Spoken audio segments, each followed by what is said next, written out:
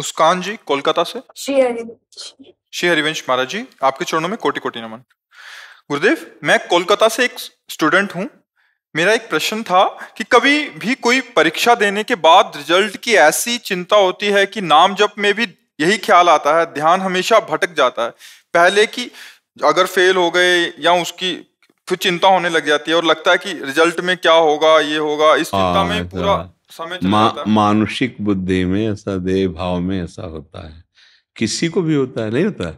जैसे आप किसी कार्य में हैं तो कहीं घाटा ना लग जाए, कहीं कई तरह के विचार आते ही हैं सबके अंदर। पर हमें लगता है कि संसारिकता में यदि हमें अपने प्रभु पर भरोसा और पुरुषार्थ पर, यदि आप अच्छी पढ़ाई किए हो और आप उस प्रश्न का सम्यक उत्तर दिए हो तो आपको विश्वास है कि नहीं, हमने उत्तर सही दिया है। अगर हमको फिर भी प्रारब्धवशात फेल किया जाता है तो हमारे पढ़ाई में कोई कमी नहीं, हमने कोई कमी नहीं रखा, अब हम उसको सहेंगे, फिर आगे बढ़ेंगे। सुख दुखे समय कृत्वा लाभा लाभो जया जयो। अगर आनंद पूर्वक जीना है तो ये तैयारी कर लो कि हार में भी हमें मुस्कुराना है, और हार से हमको सीखना है जीत का सूत्र। कोई न कोई त्रुटि हमसे हुई जो हमें हार में पहुंचा दिया, इसलिए हमें जीतने के लिए वहां से कमी जो हमसे त्रुटि हुई, जो अभ्यास में त्रुटि हुई, जो पढ़ाई में, ऐसा पक्का है कि यदि हम अच्छी पढ़ाई करते हैं तो हमें अच्छे नंबर मिलते ही हैं, पक्का, इसमें कोई संशय नहीं। तो हमारी पढ़ाई में त्रुटि यदि नहीं है तो हमें निगेटिव विचारों को बिल्कुल अंदर आदर नहीं देना चाहिए, जो नकारात्मक सोचें, क्योंकि वो बहुत निराशा पैदा कर। रिजल्ट आते आते आपके हृदय की दशा बदल जाएगी, क्या और कहीं आ गई हार, तो ऐसे ही तो बहुत कमजोर हृदय हो जाया जाता है, तो कभी कभी घटना भी हो जाती है। ऐसे नहीं होना। पॉजिटिव चिंतन इतना पुष्ट रखना है कि अगर मैं हार भी गई या फेल हो गई या घाटा लग गया या हमारी खेती नष्ट हो गई। देखो, कई किसानों को देखा गया कि उनकी फसल चौपट हो गई तो उन्होंने अपने शरीर को नष्ट कर दिया। ऐसा क्यों किया जाए? हमारे जीने का साधन था, लेकिन हमारे मरने के लिए थोड़ी है वो। हम और प्रयास करेंगे। एक दिन अगर एक लेबर लेबरी करता है तो आज 500 रुपया मिलता है, नहीं मिलता। मरना अच्छा है या 500 रुपया कमा के हम परिवार को अपने चला सकते हैं, दाल रोटी तो खवा सकते हैं। हमें इतना उत्साह संपन्न रहना है कि किसी भी स्थिति में हमें संघर्ष में नीचा नहीं देखना है। हार गए तो क्या हुआ, फेल हो गए तो क्या हुआ, घाटा लग गया तो क्या, सदैव ऐसा नहीं रहेगा। न दिन रहता है न रात रहती है, तो बराबर न कोई सुखी रहता है न कोई बराबर दुखी रहता है। इस संसार का नियम सुख दुख का क्रम चलता रहता है। तो हमें दुख में निराश नहीं होना और सुख में फूलना नहीं। विजय हो गई या हम पास हो गए या हमें लाभ मिल गया तो गंभीर रहना है, उसमें इतना अभिमान नहीं झलकाना कि हमारी विजय हो गई। या अगर झलकाओगे तो फिर जिस दिन हार होगी उस दिन जीना मुश्किल हो जाएगा। अगर सुख का भोग करोगे, विजय का भोग करोगे, तो दुख का जबरदस्ती भोग करना पड़ेगा, हार का शोक भोग करना पड़ेगा। तो विवेक से चलो बच्चा, नाम जप करो, और नाम जप करते हुए पढ़ाई को पूजा समझो। अगर हम सांसारिक पढ़ाई पढ़ रहे हैं तो ये संसार भगवान का है। हम किसी पद में जाएंगे, किसी गृहस्थी में जाएंगे, तो हम अपनी पढ़ाई का सदुपयोग करते हुए विनय पूर्वक हम उसका प्रयोग करेंगे। तो हम अगर एक परिवार की सेवा कर ली तो राष्ट्र के हम किसी कोने की सेवा कर रहे हैं। और अगर कहीं कोई नौकरी मिल जाती है, राष्ट्र सेवा का अधिकार मिल जाता है, तो हम अगर 4 लोगों को गुण दे सके, शिक्षा दे सके, तो हमारा जीवन ठीक हो जाएगा। तो हमें इस उद्देश्य से चलना है। आजकल केवल हमारा शरीर पोषण ही उद्देश्य हो रहा है, न राष्ट्र सेवा का उद्देश्य हो रहा है, न धर्म पालन का उद्देश्य हो रहा है। ये मनुष्य जीवन का लक्ष्य नहीं। मनुष्य जीवन का लक्ष्य है धर्म पूर्वक चलना, कष्ट सहते हुए राष्ट्र के लिए, भगवान के बताए हुए मार्ग धर्म के लिए हम अपने जीवन को समर्पित कर दें, तो हमें भगवत प्राप्ति हो जाएगी। पर भगवत प्राप्ति चाहता कौन है? आज चाहत है धन की, पद की, क्योंकि हम उससे अपने भोगों को भोग सकें जो हमारे अंदर कामनाएं। और ये जैसे आग में घी डालते जाओ तो अग्नि बढ़ती है, घटती नहीं, ऐसे भोगों के भोगने से, धन की प्राप्ति से, धन की चाह और भोगों की चाह बढ़ती है, मिटती नहीं। आज तक कोई तृप्त नहीं हुआ। अगर कोई तृप्त है तो विवेकवान, नमक रोटी खाता है, विवेक से धर्म से चलता है और संतोष रूपी धन में वो सुखी, ऐसा भगवान का भक्त होता है। राधा वल्लभ दास जी, मलूक पीठ से। महाराज जी, आपके चरण कमलों में दास का कोटि कोटि प्रणाम। महाराज जी, आप संतों की कृपा से नाम का कुछ आनंद मिला, वो अब बंद हो गया है महाराज जी, उसी के विषय में महाराज जी पूछना था कि कैसे। देखो, अगर 2-3 दिन विक्षेप पड़ता है तो भोजन का प्रभाव होता है, अगर लंबे समय तक तो वैष्णव अपराध होता है। महाराज जी, किसी वैष्णव को कुछ बोल दिया था। हाँ, तो देखो है ना, मानसरोवर गए, हाँ, वहां श्री जी ने प्रेरणा की कि आप क्षमा मांगो, तो हम हाथ जोड़ के साष्टांग दंडवत करते हुए हमसे जो अपराध बना है आप क्षमा करो। किससे कहा? महाराज जी, कुछ व्यवस्था के मामले में देख के हम दुखित हो। नहीं, ये क्षमा किससे मांगी? जिनसे हम। हाँ हाँ हाँ, तो फिर उन्होंने क्षमा कर दिया। महाराज जी, वो तो उस समय तो यही बोले कि हम आपको क्षमा करते हैं, उन्होंने भी यही किया, परंतु महाराज जी हमारा जो ऑर्डर तो लुट गया है महाराज जी, हम मर जाए। हो सकता है महाराज आपका और कहीं अपराध वैष्णव बना हो, आप ध्यान दो, क्योंकि अगर वो संत हृदय से कह देते हैं कि हमने क्षमा किया और नहीं भी क्षमा करते तो प्रभु क्षमा कर देते, क्योंकि आपने उसका प्रायश्चित कर लिया ना, अब उनके ऊपर पूरा आधार नहीं होता। पर इसीलिए आए आप समर्थ महापुरुष। नहीं, देखो इसमें सब असमर्थ होते हैं, इसमें स्वयं को ही ढूंढना होता है। जब हरिराम व्यास जी ने श्री कबीर दास जी के प्रति ऐसा कहा कि वो निर्गुणिया संत हैं, ऐसा ऐसा, तो उनकी लीला बंद हो गई। तो गुरुदेव श्री हरिवंश महाप्रभु से उन्होंने प्रार्थना की कि भगवान, जैसे आप छटपटा रहे हो ना, ऐसे वो विकल थे कि प्रभु क्या हो गया अंदर से। तब वो महाप्रभु ने कहा किसी प्रभु के लाड़िले का अपराध बन गया, तो उनका ऐसा, तो फिर कहा कबीरदास जी के प्रति ऐसा कहा। अच्छा, हमें ये लगता है कि हम वैष्णवों को दूसरों के देखने की वृत्ति क्यों बनी हुई है? तेरे भावे जो करे भलो बुरो संसार, नारायण तू बैठ के अपनो भवन भुआल। साधु बेमतलब में परेशान हो जाता है। देखो, हमें क्या देखना है, अगर आप का चश्मा नहीं बदला देखने का तरीका, तो आप भगवान में भी दोष दर्शन करने की वृत्ति आ जाएगी। भगवान और भगवान के प्रेमी जनों में इतना भी अंतर नहीं। तस्मित तज्जने भेदा अभावात, अभाव है, भेद का अभाव है, साक्षात प्रभु ही विराजमान हो जाते। जैसे गुरुजन है ना, तो मूर्ति बाहर से पांच भौतिक दिखाई दे रही, अंदर से प्रियालाल का स्वरूप। जरा सा चूक हो जाए और भजनानंदी महापुरुष असंतुष्ट हो जाए अंदर से, तो सब झाड़ू लग जाएगी। हाँ, झाड़ू लग जाती है। तो अपने लोगों को क्या करना है कि सब में भगवत भाव करना है। जैसे हमारे अपराधों को क्षमा करके प्रभु हमें आगे बढ़ा रहे हैं, वैसे सबको बढ़ाएंगे। उन्होंने पकड़ा है, तो भगवान ने जब घसीट लिया उसको, तो अधूरा कैसे छोड़ेंगे? अपि चेत सुदुराचारो भजते माम अनन्य भाग, साधुरेव समंतव्य सम्यक व्यवसिता। ऐसा इस श्लोक का अर्थ समझो। भारी दुराचारी रहा है और वर्तमान में उसके संस्कार कुछ हैं दुराचार के। अपि चेत सुदुराचारो, पर उसने निश्चय कर लिया कि भगवान के सिवा हमारा कोई उद्धार नहीं कर सकता। और तो भगवान कह रहे साधुरेव समंतव्य, उसे साधु मानो क्योंकि मैं साधु बनाऊंगा। करो सद्य ते साधु समाना। वर्तमान, अच्छा जैसे रफ्तार से गाड़ी चल रही हो, ब्रेक मारो तो गाड़ी फिसलेगी कुछ। तो अब जैसे ब्रेक मारी, नए बच्चे हैं नहीं, अब वो थोड़ा फिसलेगी। अब जब डांट पड़ेगी, महापुरुषों की नजर जाएगी, तो सुधार हो जाएगा। अब कह दिया जाए कि अरे वो साधु तो ऐसे देख रहा है, वो साधु था ही नहीं, न था वो साधु, शरण में आया अब साधु बनेगा, है नहीं। पागल के अस्पताल में भर्ती हो गया तो इसका मतलब ठीक ही थोड़ी हो गया है, वो तो पागलपन करेगा। अब इंजेक्शन लगेंगे धीरे धीरे धीरे। तो हमें क्या करना है? हमें ये देखना है, अरे कितना भाग्यशाली, ऐसे लक्षणों वाला संतों से जुड़ गया, अब तो मंगल हो ही जाएगा। हमें दोष दर्शन नहीं देखना, क्योंकि वो अभी अभी संसार से निकले। भैया, ये मार्ग ऐसा है कि 50 वर्ष साधना करते हो जाते हैं, अगर गुरु कृपा ना हुई तो अहंकार बना रहता है, दोष बले रहते। 50 वर्ष हमने देखा है, और गुरु कृपा हो जाए तो क्षण में सब बात बल जाए। गोस्वामी तुलसीदास जी कह रहे, हौ हार्यो कर जतन विविध विधि अतिशय प्रबल आ जाए, तुलसीदास बस होए तबई जब प्रभु पेरक भर जाए। साधु का जब अहंकार प्रभु के चरणों में समर्पित हो जाता है, वो संभाल लेते हैं। और अगर दोस्त की बात कहो तो बालू का बांध लगा हुआ है, छेद हो जाए तो पूरा बांध उड़ जाए। बालू का बांध है ना, तो अपने लोग बालू के बांध हैं,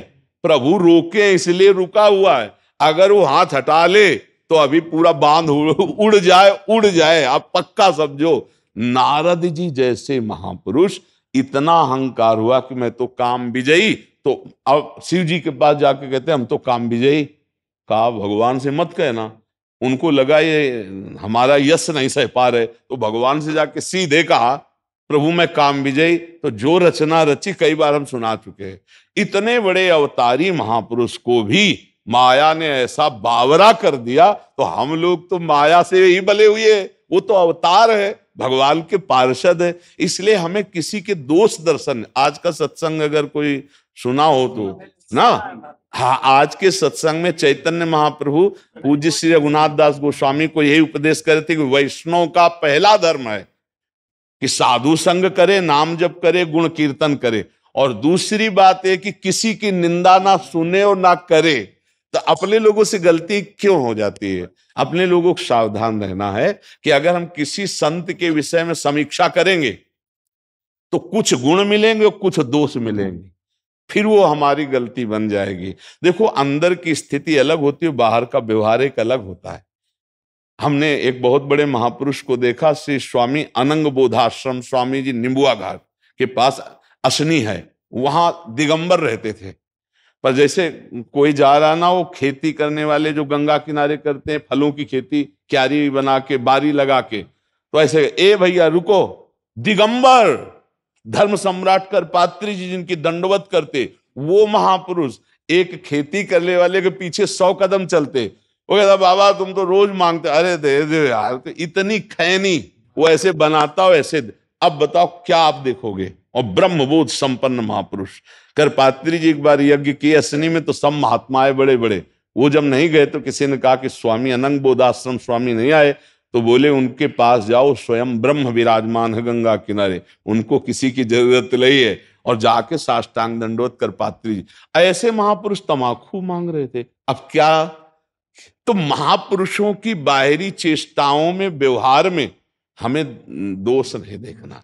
फिर साधक तो बेचारा दोष से युक्त होकर ही आया है निर्दोष बनने के लिए। अब भगवत कृपा से धीरे धीरे धीरे निर्दोष, वैष्णव वेश तो तुरंत साधु बना देता है, नहीं बना देता, लेकिन अब देखो कितने वर्ष लगते हैं उसको साधु बनने में। तो देखो हम लड़ रहे हैं, इसमें निंदनीय बात नहीं, हम लड़ रहे हैं, पूरे जीवन लड़ेंगे और इनसे हमें जीतना है गुरु कृपा से, हरि कृपा।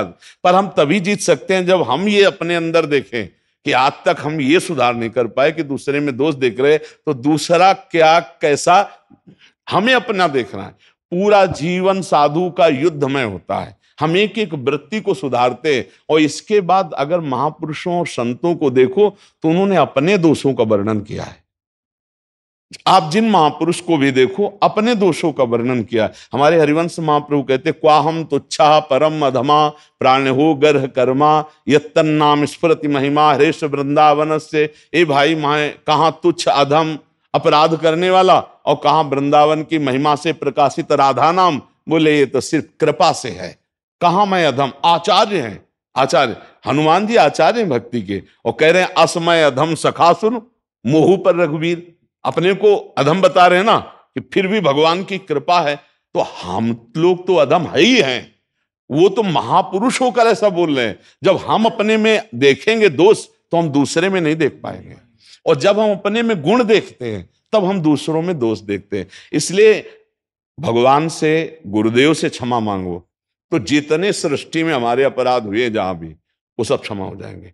गुरुदेव के चरणों में बैठकर उनसे प्रार्थना करो कि मैं थोड़ा परेशान हूं, हमें पता नहीं चल पाता कहाँ अपराध बन गया है। तो गुरुदेव अखंड मंडलाकारम व्याप्तमेन चराचरम, सबके हृदय में विराज, और गुरु क्षमा कर दे, फिर किसी के, हाँ, फिर सबका क्षमा हो जाता है। तो ऐसे हम कहाँ तक ढूंढेंगे? तो गुरुदेव के चरणों में बैठकर प्रार्थना करो, और ये एक नियम बना लो महाराज आज से कि वाणी से हम किसी की निंदा नहीं करेंगे। अगर हमारे मन में आ जाता है ना कि ये गलत है तो हम उसकी उपेक्षा करेंगे, पर वाणी से नहीं बोलेंगे। अगर वाणी से बोल दिए तो अपराध लगता है। ऐसे मतलब ऐसे तो दिखाई देता है ना, जब गलत कर रहे तो दिखाई नहीं दे रहा, पर हम निंदा नहीं करें, क्योंकि हमारा साधु स्वरूप है, हमारा अपने मार्ग में खुद हमको ठीक होना है।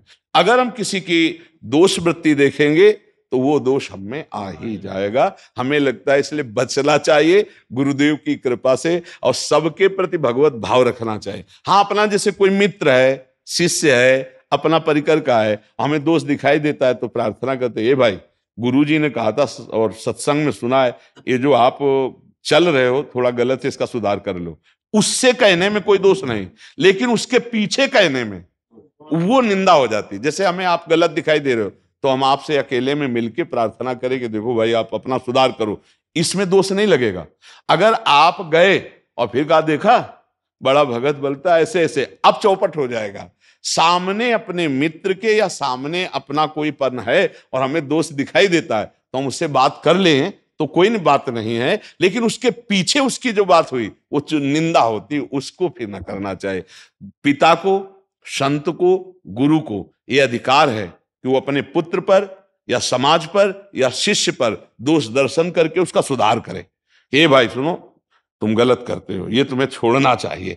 लेकिन ये गलत करता है अगर 4 लोगों से आप कह रहे हैं, फिर वो निंदा हो जाएगी। तो इस पर विचार करके हम भगवद आश्रित जन हैं और भगवान सब क्षमा करते, हमें आगे बढ़ना चाहिए। भगवान के मार्ग में चलने वाले साधक से त्रुटियां हो सकती हैं। क्यों हो सकती है?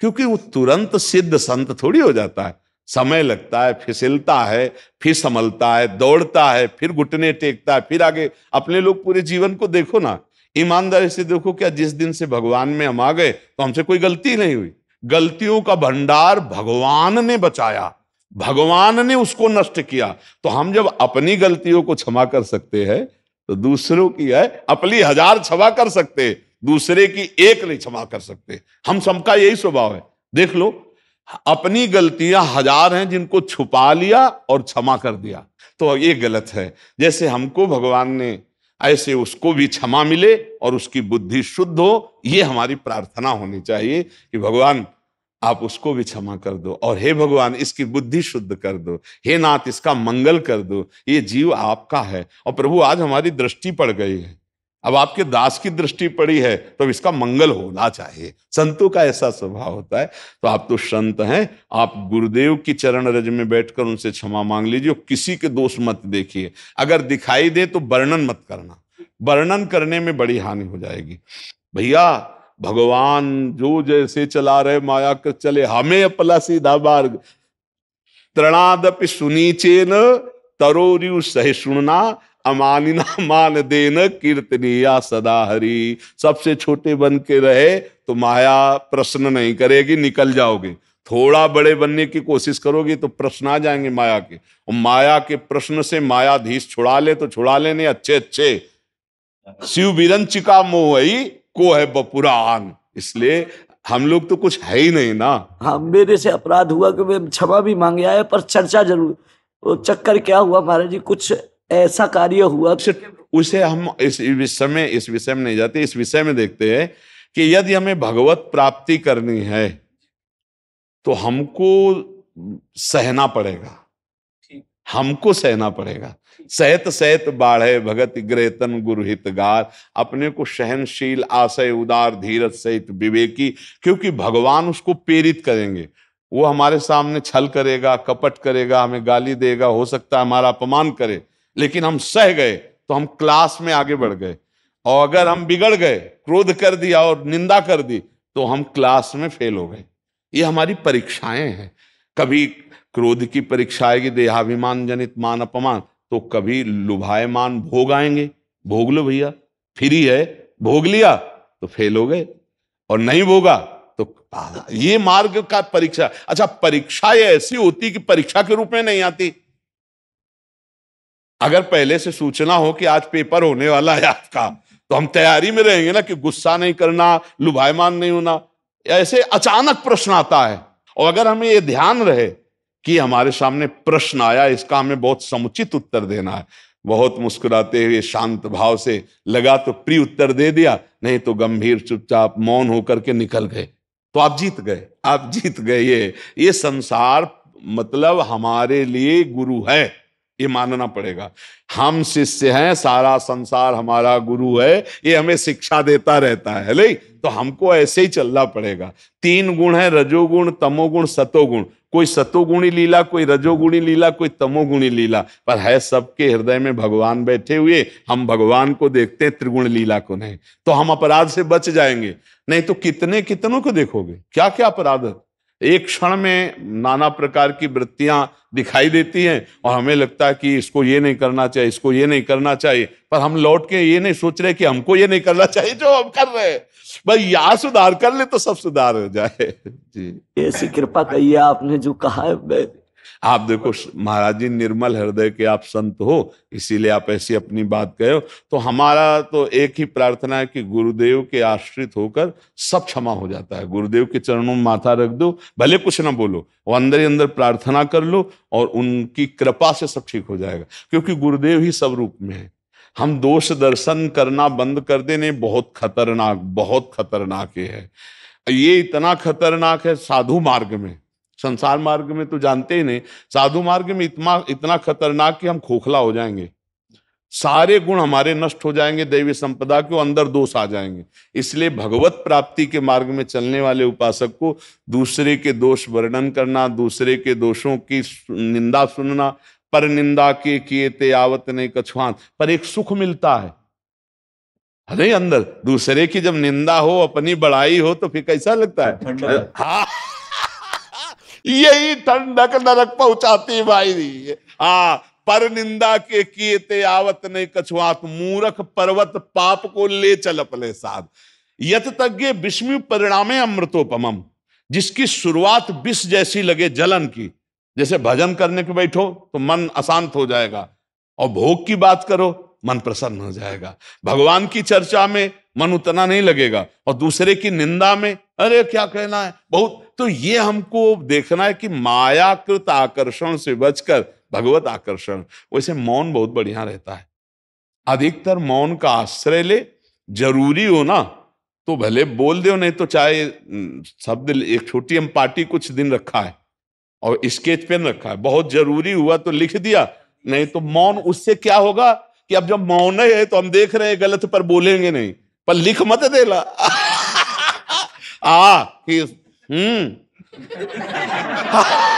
गड़बड़ हो जाएगा फिर। महाराज जी कोटि कोटि नमन। मैं ये जानना चाहता हूँ, जैसे अपना ये शरीर है, तो इस शरीर में अपन अनंत के दर्शन कैसे कर सकते शरीर के होते हुए? अपने दर्शन किए कभी? अपने दर्शन है, एक अंश हो आप उस परमात्मा का, पहले अपने का दर्शन कर लो तो फिर उस। अगर जैसे ट्रक में बोरी है, लाखों बोरी है, एक बोरी में परखी लगा दो, पूरे ट्रक का दाम आ जाएगा, नहीं आ जाएगा? माल बहुत बढ़िया है, इतने में खरीदा। तो परमात्मा अंश, ईश्वर अंश, जी अविनाशी, चेतन, अमल, सहज, सुख राशि, जो हमारा सुख राशि स्वरूप है, इसको जहां अनुभव करोगे तो अनंत में डूब जाओगे।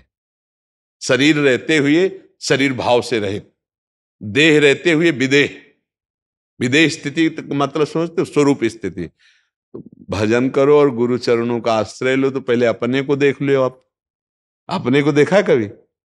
हाँ, बस ये ईमानदार आदमी हो इसलिए आपको बता रहे, अपने को देख लो तो परमात्मा को देखने की पूरी सामर्थ्य आप में है। आप अपने पास ही देख लेंगे, आपके पास ही है वो। जहां आप है ना वहीं आप है, जो आप है ना वही आप है। बात समझ लो, अगर पकड़ पाओ, जहां आप है ना वहीं आप है, जो आप है ना वही आप है। जब मैं था तब हरि नहीं, अब हरि हैं मैं नहीं, बस पकड़ में आ जाएगी। जानत तुम्हें तुम्हें हो जाए, वहां पास ही है आपके। पहले आप देख लो कि आप कौन है, तो अब खोजिए। आप बहुत ज्यादा बड़ा मकान नहीं, 3.5 हाथ का है, ले। और आज तक कै साल के हो आप? 30 साल। 30 साल में अभी आप अपने से परिचय नहीं कर पाए, अपने से अपने स्वरूप को नहीं जान पाए। अपने स्वरूप को जान जाओगे तो परमात्मा स्वरूप को जान जाओगे। अब इसी के लिए साधना की जाती है बच्चा, समझ रहे? अपने को जानने वाला एक एक जैसे आप गंगा जल का एक चम्मच जान जाओ तो पूरी गंगा की धारा का आप समझ जाओगे कि ऐसा ही प्रवाह, ऐसा ही स्वाद है। तो ऐसे ही अगर अपना स्वाद ले लिया आप, चेतन अमल सहज सुख राशि, तो ब्रह्मविद ब्रह्मवि भवति, वो वही हो जाता। जानत तुम्हें उसी अनंत में तुम एक समुद्र की तरंग को पहचान लो तो पूरे समुद्र को जान जाओगे। उसी समुद्र की तरंग है, केवल वायु विकार है। वायु विकार हटा तो आप क्या बोलोगे? समुद्र। तरंग नहीं कह सकते, तरंग है तो वायु विकार से। ऐसे ही पुरुष और स्त्री, ये जो मायाकृत है, ये माया तरंग है, ये हटी तो वही है, वही, दूसरा कोई नहीं। मत्ता पर तरम नान्यत किंचित अस्ति धनंजय। समझ पा रहे बच्चा? नाम जप करो, संतों के प्रवचन सुनो, गुरु का आश्रय लो और साधना करो, तब इस शरीर से राग खत्म हो तो शरीर रहते हुए देह राग रहित पुरुष स्वरूप में स्थित होता है। शरीर रहता है पर शरीर रहित होता है, वो देह रहित होता है। अब वो स्थिति है, जैसे अभी आपने सही उत्तर दिया, नहीं तो कोई होता हमने देखा शीशा में अपने को देखा है, ऐसा बोल देता तो शीशा में देखा शरीर है, अपने को तो नहीं देखा ना। हाँ, तो चलो अपने को जानने के लिए अपने हैं प्रभु, उनकी शरण में उनका नाम जप करो तो मम दर्शन फल परम अनुपा, जीव पाव निज सहज स्वरूपा। जो चेतन अमल सहज सुख राशि, उस स्वरूप का बोध होते ही परमात्मा बोध हो जाता है। दोनों एक साथ होते हैं, स्वरूप बोध और परमात्मा दर्शन, परमात्मा बोध एक साथ होता है। अगर परमात्मा दर्शन पहले मान लो तो स्वरूप बोध हो जाता है। मम दर्शन फल परम अनुपा, जीव पाव निज सहज स्वरूपा, ऐसे मान लो, या सहज स्वरूप में आए तो चेतन अमल सहज सुख राशि परमात्मा स्वरूप प्रकाशित हो जाता है। खूब नाम जप करो, गुरु के आश्रित रहो तो ये समझ जाओगे। रितिका अग्रवाल जी, मध्य प्रदेश से। राधा वल्लभ शिवहरि। राधे राधे महाराज जी। गुरुदेव, आप कहते हैं कि जब हम प्रभु का आश्रय लेते हैं तो प्रभु की सर्वज्ञ कृपा हमें सुधारने का काम करती है। जब हमें आवश्यकता होती है तो गुरुदेव प्रभु कृपा करके ऐसी प्रतिकूलता विधान करते हैं जिससे हमारे मोह और माया का नाश हो, ताकि उनके सिवा उनसे अधिक कोई और हमारा अपना ना रह जाए। परंतु गुरुदेव, ये जानते हुए कि प्रभु जो भी विधान कर रहे हैं हमारे मंगल के लिए कर रहे हैं, फिर भी उनके सिवा कोई अपना नहीं है, तो भी कभी कभी इस प्रतिकूल विधान पे मुझे अत्यंत क्रोध आ जाता है और शिकायत रहती है इस बात पर। क्रोध इसलिए आ जाता है ना, ममता रत सन ज्ञान कहानी, अति लोभी सन विरति बखानी।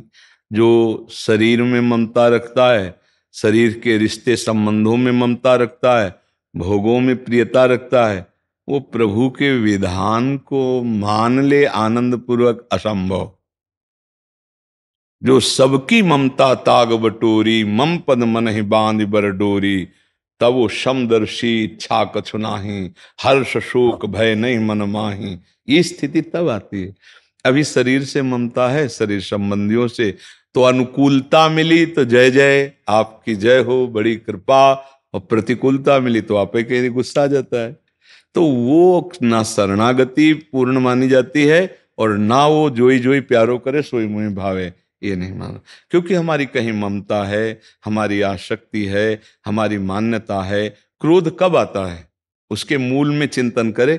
जब हमारी कामना के विरुद्ध बात होगी तो क्रोध आ जाएगा। कामा संजायते क्रोधा, हमारी कामना के विरुद्ध होते ही क्रोध आ जाएगा। वो चाहे जैसी कामना हो, सत हो असत हो, क्रोध तभी आएगा। जैसे कोई धर्म विरुद्ध बोलने लगे तो एकदम ऐसे, क्यों? हमारी कामना थी धर्म से बोले और धर्म के विरुद्ध बोल रहा है तो हमें गुस्सा आ गई। कामना के विरुद्ध होते ही क्रोध का प्रादुर्भाव हो जाएगा। तो इसलिए कहीं ना कहीं हमारी मान्यता है, हमारी कामना है, हमारी ममता है। जैसे एक परिवार आया था कि हम बहुत समय से भगवान का आश्रय लिए हुए भजन करते, पर हमारे एक ही लड़का था और वो कुछ वर्षों को बताया और बोले वो पधार गया। अब हमारी श्रद्धा भगवान से हट गई। अब ये भक्ति है। अरे वो अगर 6 वर्ष के लिए आया तो 6 वर्ष के लिए रहेगा। 6 वर्ष 1 सेकंड भी नहीं आगे बढ़ेगा, चाहे कोई भी हो। गर्भ में तो गर्भ में, जवानी में तो जवानी में, बुढ़ा, इसका नाम मृत्यु लोक है, सब मरेंगे। जैसे कसाईवाड़े में सब, भले उनको पंखा के नीचे रखा गया है, हरी हरी घास डाली जा रही, लेकिन नंबर पे वो काटे जाएंगे नहीं। ऐसे काल का कसाईवाड़ा है, समझो या ना समझो। काल का कसाईवाड़ा है मृत्यु लोक। इसमें हम सब लोग खूब हरा हरा चारा खा रहे हैं और समझ रहे हैं हमारी बड़ी सुविधा है। किस मिनट किस सेकंड काल कभी सामने आकर नहीं काटता है, वो घटना बनता है। बोले दिल फेल हो गया, एक्सीडेंट हो गया, कैंसर हो गया, अमुक बात हो गई, और वो सब काल के द्वारा है। काल कर्म के द्वारा प्रभाव प्रेरित है। जो तुमने कर्म किए उसी से प्रेरित होकर तुम्हारा वो लय करेगा, तुम्हारा नाश करेगा। अब ये मृत्यु लोक में रह करके जब नहीं जाना जाता इन रहस्यों को, तो लगता है मेरा बेटा और कहीं 6 वर्ष के बच्चे ने क्या पाप किया था, उसको भगवान ने ऐसा कर दिया। ऐसा भगवान की तरफ से नहीं है। अवश्य में भोक्तव्यम कृतम कर्म शुभा। हमारे कर्म अशुभ हो या शुभ हमको भोगने पड़ते हैं। तो जब हम भगवान को मान रहे हैं तो हम उनके विधान को मानने की चेष्टा तभी हो सकती है जब हमारी ममता केवल भगवान में हो। अगर ममता शरीर में है तो शरीर के प्रतिकूल जहां हुआ तो भगवान से प्रश्न हो जाएगा। गुरुदेव, आगे का प्रश्न ये था कि मुझे गुस्सा इसलिए, क्रोध इसलिए नहीं आता है कि प्रभु ने ऐसा किया, क्योंकि आपकी कृपा से समझ में आ गया है कि संसार में कोई अपना नहीं है और वो प्रभु ने बचपन से समझाया है। परंतु क्रोध इसलिए आता है कि दुनिया में कुछ नहीं चाहिए, संसार में कुछ नहीं चाहिए, पर उनसे तो प्रेम की अपेक्षा रख सकते हैं ना, उनसे दुलार की जैसे आवश्यकता है। आश्रय किसी क्रोध की जरूरत नहीं, प्रेम की भिक्षा रो के मांगी जाती है, ऐसे प्रभु डांट के के। प्रेम। हाँ तो ऐसे भगवान से डांट के कोई मांगा है क्या? ए अपना प्रेम दो, नहीं गुस्सा आ रही है हमें, ऐसे थोड़ी। जब कभी मांगा गया तो रो रो के मांगा गया ना। हाँ नाथ, हाँ प्राण प्रीतम, जैसी भी परिस्थिति आप कृपा करो, मुझे आपके चरणों में प्रेम। प्रभु से दैन्यता से प्रेम मांगा जाता है, गुस्सा करके थोड़ी मांगा जाता है, नहीं। और नाम जब करोगी ना तो दैन्यता आ जाएगी। कैसी भी प्रतिकूलता हो, नाम जापक में गुस्सा नहीं आता, रोना आता है। परिस्थिति बिगड़ती है, भजन में विघ्न पड़ता है तो रो देता है। क्रोध की जरूरत नहीं। बिन रोए किन पाइया प्रेम प्यारा अमित, कबीरा हंसना छोड़ दे रोने से कर प्रीति, बिन रोए किन पाइया प्रेम प्यारा अमित। जब हम रोते हैं, प्रभु के लिए बिलखते हैं, तो प्रभु हमें अपना करुणा करके प्रेम का रसास्वादन कराते हैं। कोई धमकी से, गुस्सा से थोड़ी प्रभु से आज तक प्रेम प्राप्त कर पाएगा। वैसे अपनेपन की शिकायत है कि जैसे जब नहीं सुनते हैं तो आप कहते हैं ना प्रभु से नहीं, मना देखो एक बात बताएं, माँ से शिकायत करने का अवसर ही नहीं मिलता। करते।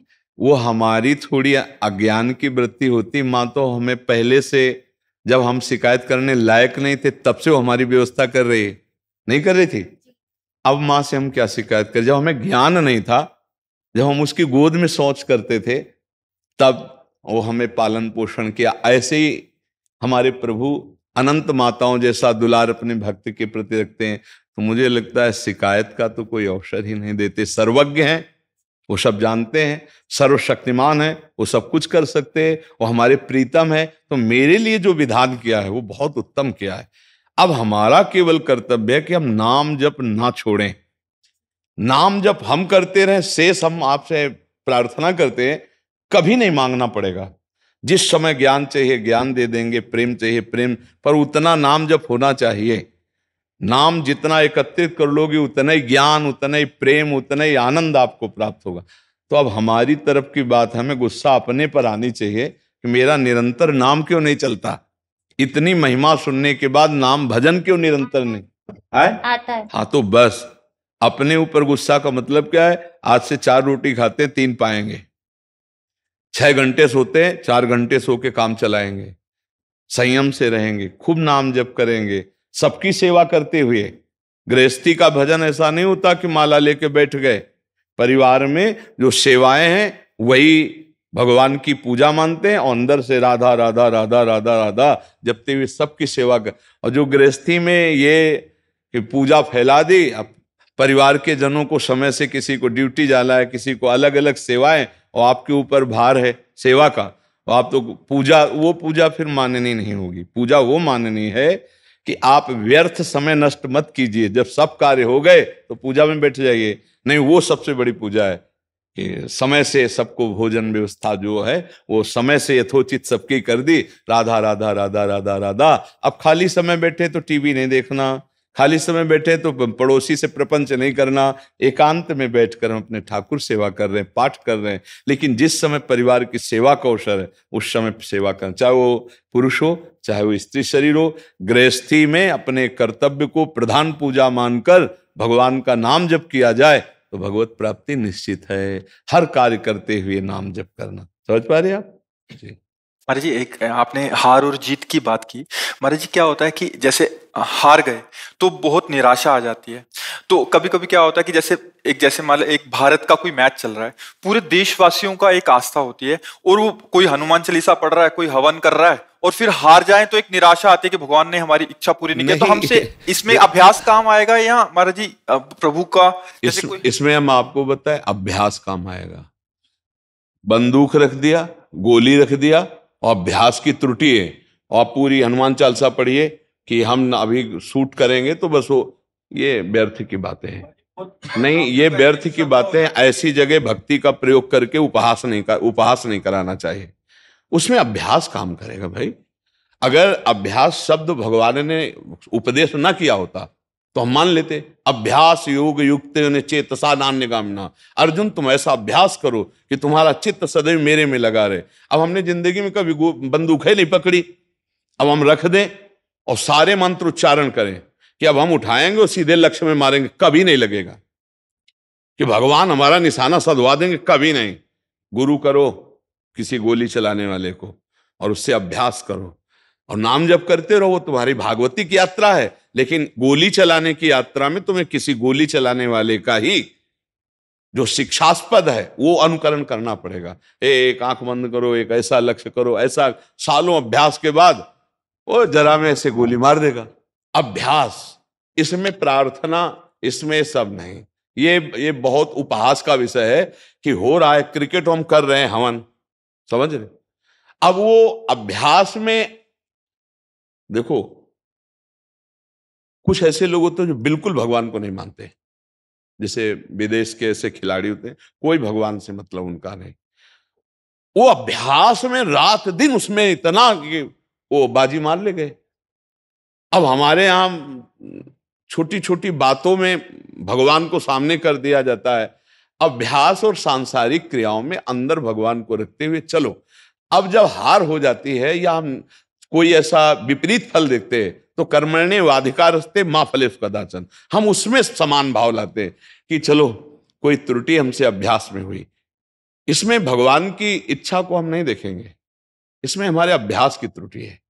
अब यहां हम हनुमान चालीसा सब मिल करके पढ़ रहे हैं, और उनकी हालत क्या है कि वो शराब पीते हैं, वो मांस खाते हैं, वो व्यभिचार करते हैं, उनको कोई धर्म से मतलब नहीं, पर अभ्यास ऐसा किया और जीत ले गए बाजी, तो अब उपहास नहीं हुआ। तो प्रभु अभ्यास में हनुमान चालीसा का प्रयोग न किया जाए, वो अध्यात्म के लिए है, और अभ्यास प्रकृति के खेलों के लिए, सांसारिक के लिए। कभी हल नहीं चलाया, समझिए, और बैल और हल पूरा फिट करके रख दिया गया, और इसके बाद पढ़े हम हनुमान चालीसा कि हल चल जाए। नहीं भाई, ये अभ्यास का विषय है। हनुमान चालीसा श्री राम जी को प्रसन्न करके माया पर विजय प्राप्त करने के लिए। हनुमान चालीसा काम क्रोध लोभ मोह मद मत्सर इन पर विजय प्राप्त करने के लिए। क्रिकेट पर जीत, तो ये थोड़ा सा उपहास होता है। जैसे जीत ले गए सामने वाले, हम लाखों हनुमान चालीसा पढ़ रहे थे, अब क्या होगा, वो उपहास करेंगे। कई जगह ऐसी जगह होता है जहां हमारा उपहास हो जाता है। हम धर्म को धर्म की जगह रहने दें और प्रकृति के अभ्यास को अभ्यास की जगह रहने दें, वहां अपने धर्म को ना जोड़ दें। ये बड़ी हानि का विषय होता है, बड़ी हानि का विषय होता है। जब उसका नकारात्मक फल आता है तो फिर सबकी श्रद्धा डर, फिर तुम्हारी भी श्रद्धा कि हनुमान चालीसा का क्या फल, हनुमान जी ने ऐसा, तो हनुमान जी वहां बैठ बल्ला में नहीं खड़े होंगे जाके, तुम अभ्यास उसका करो। देखो अलग अलग क्षेत्र है। अगर धनुर्विद्या सीखनी तो स्वयं राम जी धनुर्वेदता के पास, मंत्र विद्या सीखनी मंत्रविद्ता के पास। स्वयं भगवान ऐसा आचरण किए गुरुजनों के नीचे बैठकर, उनको कौन सा ज्ञान नहीं है, लेकिन उन्होंने किया है। तो इसके लिए हम आराधना है भगवत प्राप्ति के लिए, और व्यापार और संसार में जीने के लिए इसकी प्रवीणता चाहिए। इसकी प्रवीणता के लिए हम वही, अब जैसे इंजन है एक कोई, अब हम बहुत मंत्र जानते हैं बहुत, तो हमारे मंत्र से इंजन चलेगा क्या? और उसका इंजीनियर चाहिए भैया, वो देखेगा उसमें कमी क्या है। अब कहते बहुत ज्ञानी हो, बहुत सिद्ध हो, तो इंजन चला के दिखा दो। ये और जी सबको लगता है कुछ जादू सा हो जाए, जैसे परीक्षा है तो अभी भगवान जी पास कर देना, बट पढ़ना। हनुमान जी महाराज पूरे चरित्र में आप देखिए, हृदय में भगवान का सुमिरन है, पर क्रियाएं सब कर रहे हैं ना। लंका में प्रवेश नगर कीजे सब काजा, और हृदय राग बल विक्रम बुद्धि के द्वारा प्रवीण एकदम। नहीं, कहीं वहां ऐसा नहीं है कि ऐसा नहीं है, प्रहार पर प्रहार कर रहे हो, जय श्री राम। अभ्यास, हर विषय का अभ्यास, बल विक्रम। जहां बल विक्रम का काम है वहां हाथ जोड़ने की जरूरत नहीं, वहां बल विक्रम काम करेगा भगवान का आंतरिक चिंतन करते हुए। कहीं बाहरी अगर हमारा भगवान का उपासना का कोई क्षेत्र जुड़ा हुआ और उधर हार परास्त आ गई तो ये बड़ी हानि का विषय होगा। बल विक्रम अभ्यास ये प्रकृति पर विजय प्राप्त कराता, और हृदय से भगवान का चिंतन। इसमें हम नहीं, कभी ड्राइविंग नहीं की है, अब हम बैठ जाएं कि आज तक जितनी साधना की है, चलो 10 कदम में गाड़ी को खंडक में गिरा देंगे, पक्का गिरा देंगे। तुमने साधना की है अपने जीवन की गाड़ी को काम क्रोध से बचा के भगवत प्राप्ति की, उसमें चलो। अगर ड्राइविंग सीखना है तो गुरु बनाओ ड्राइवर को, और महीना 2 महीना उसके अभ्यास में सीख जाओगे। अब इसके लिए अगरबत्ती खोस के वो हैंडल के पैर छू के वो कि आप जो है सीधे जीटी रोड में चलना, कहीं एक्सीडेंट ना हो, में चला, कभी नहीं चलेगी, कभी नहीं चला पाओगे। ड्राइवर को गुरु मानो और कुछ दिन उसके नीचे रहो, फिर सीख जाओ। अध्यात्म और प्रकृति राज्य में आप विचार करके देख लीजिए, जितने भी महावीर हुए सबने गुरु बनाया है।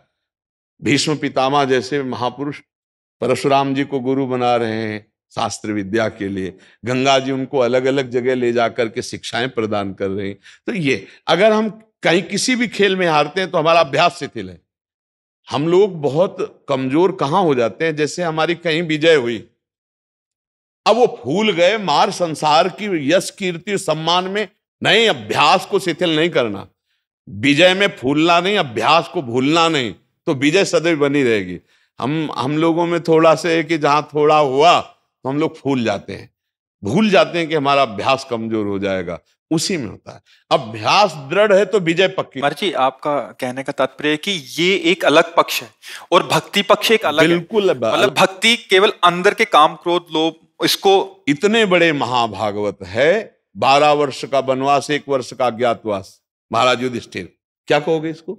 बन बन भटकना पड़ रहा है, ऐसे शेर दिल हृदयों को छुप के 1 साल विराट की नौकरी करनी पड़ रही है। इसको क्या श्री कृष्ण के मित्र नहीं है? क्या भगवान जो लीलाएं हैं उनको पढ़ करके देखना चाहिए कि स्वयं भगवान क्या प्रकट होते। 6वें दिन पूतना को मारा था तो पहले ही दिन कंस को डंगा देते, सारी समस्या समाधान हो जाती। लेकिन भगवान छुप के रात्रि में जा रहे हैं कि नहीं जा रहे? गोकुल छुप के जा रहे हैं, रात्रि में जा रहे हैं। नहीं तो जैसे पूतना को 6वें दिन मारा था, 6ठी के दिन वो गई थी मारा, पहले ही दिन डंगा देते कंस को, समस्या का समाधान हो जाता।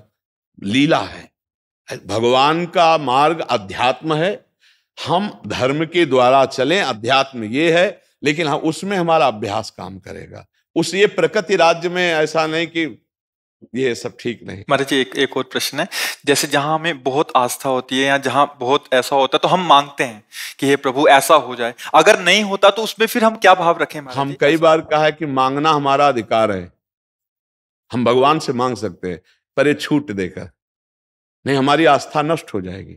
मान लो हमने बहुत प्यार किया, बहुत हम किसी भगवान की पूजा कर रहे हैं, आस्था कर रहे हैं, हमारे लड़का नहीं होता था, लड़का हो गया और 8 वर्ष के बाद मर गया। आप चरित्र तो देखते हैं, एकांतिक में सब प्रश्न आते हैं। अब वो कह रहे हैं हमारी भगवान पे आस्था नहीं रह गई, हमारे भगवान ने हमारे साथ बुरा किया, हमारे बेटे का। वो आया ही इतने वर्ष के लिए है, उस जीव की इतने ही वर्ष के लिए गति है। अब उसको अगर लौकिकता में आप ना समझ करके भागवतिकता में जोड़ दोगे कि भगवान ने, तो फिर आपकी अश्रद्धा हो जाएगी। बहुत समझना चाहिए, अध्यात्म अलग वस्तु है और भौतिक संसार के क्षेत्रों में ये अलग वस्तु है। हम उसको उससे ऐसा ना जोड़। देखो, जब युद्ध क्षेत्र चला तो लक्ष्मण जी को वीर घातनी लगी। भगवान राम सब सामर्थ्यशाली है, लेकिन जाना पड़ा द्रोणागिरी, वहां से संजीवनी औषधि लानी पड़ी, लक्ष्मण जी को पिलाया गया। कौन है लक्ष्मण जी?